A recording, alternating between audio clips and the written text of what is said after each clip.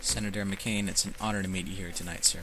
I'll have you know that even though I think your policies are close-minded and they, well, suck, I still applauded your efforts in trying to keep nagging people about the ever-questionable war on terror.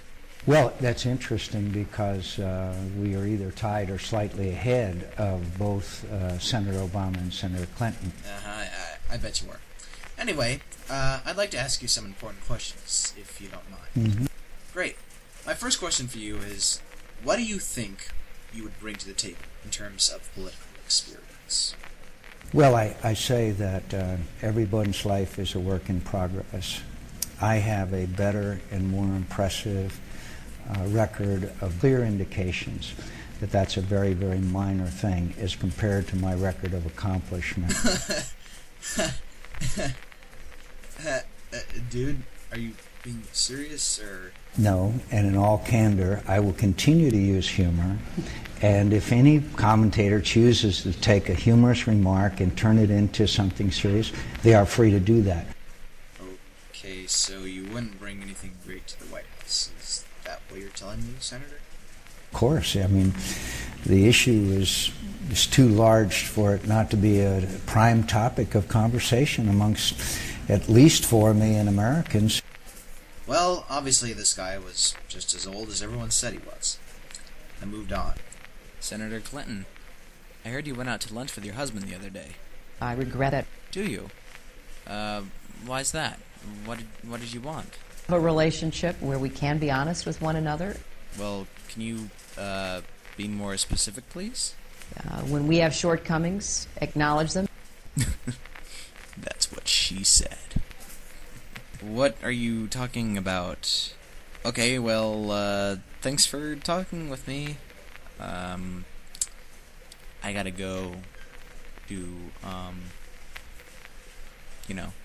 interview other politicians. So, yeah.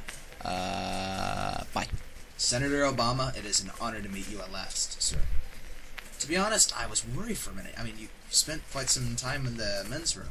It took a little while. I've had a few things to do. I think that the surge has succeeded in ways that nobody anticipated. But, bravely, I pressed on. Yes, well, Mr. Senator, all of us wonderfully unselfish, totally Caucasian people back at PCP News would like to know. What do you really think of your campaign opponents, both Republican and Democrat? They're all part of various terrorist networks that we have to shut down. Boy, way to be straightforward, sir. I didn't realize you felt so strongly about them. I thought you once said something about wanting to be civil towards your opponents, no matter what you thought of them or their ideals.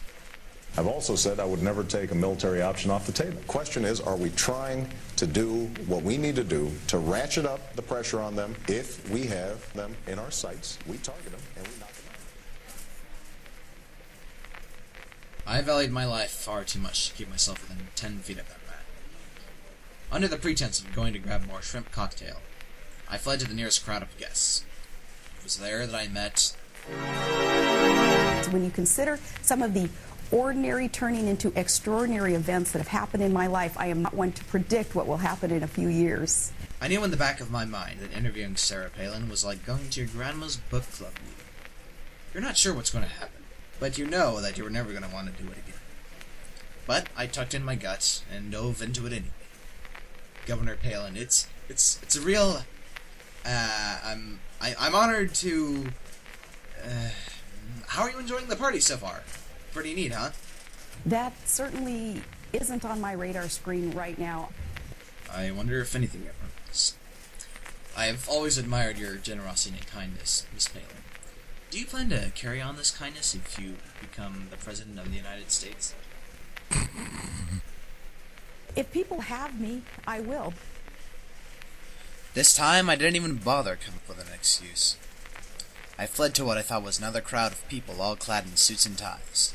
The giant mass turned out to be none other than America's most wanted, most successful conservative media man, Rush Limbaugh. Mr. Limbaugh, sir, I was raised in a prominent family in a small town. And one of our mottos was, don't do anything to embarrass the family. Obviously, this guy liked to take charge of things as he saw fit. My wealth, if you want to describe it that way, is a result of work. The audience is large. They're loyal. What recession? I love Sarah Palin. Well, you're talking to the real Rush Limbaugh. I am a harmless, lovable little fuzzball, but I am the most unthreatening. I was going to open my mouth to remind him that this wasn't one of his radio time rants, but just at that moment, a nicely dressed woman walked up to the front of the room and began speaking into the microphone. Good evening, distinguished ladies and gentlemen. I'd just like to take a few moments to say a few... Miss Palin? Would you like to say a few words? I can see Russia from my house. Okay. Will someone get her off the stage? Someone, please? Okay. Mr. Limbaugh, you got her? You got her? Okay, good. Well, where was I? Yes. Ladies and gentlemen, tonight we are having a lovely ceremony. Steve? God, he found me. Steve, don't try to hide behind Chris Matthews. Seguridad! He was born in Colorado! Security! I love it when you call me Big Papa. At that moment, I was tackled to the ground, while wondering at the same time, who's Big Papa? I was dragged away by all the security guards while that bastard Mike Heel got all of my material and interviews.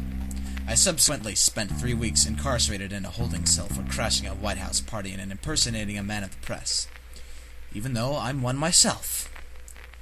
During my stay, I was informed never to drop the soap. This bit of information came from my trustworthy boss, Jack Sheen, when he came to visit, bearing unfortunate news that I was fired. Fancy that I get all the interviews and Mike Hill gets to keep that job.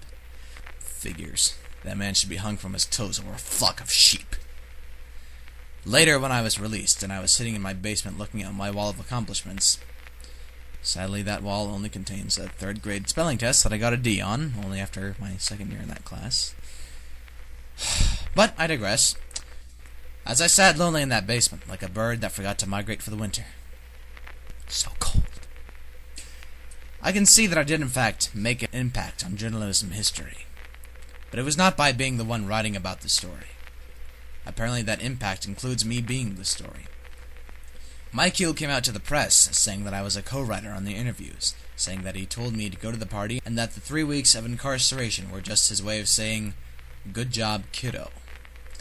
Abruptly following the story on the news, I was called, rehired by Jack Sheen, who gave me the new job of Mike Heel's partner. We are now the dynamic duo of reporting. They call us the Latino and the White Boy.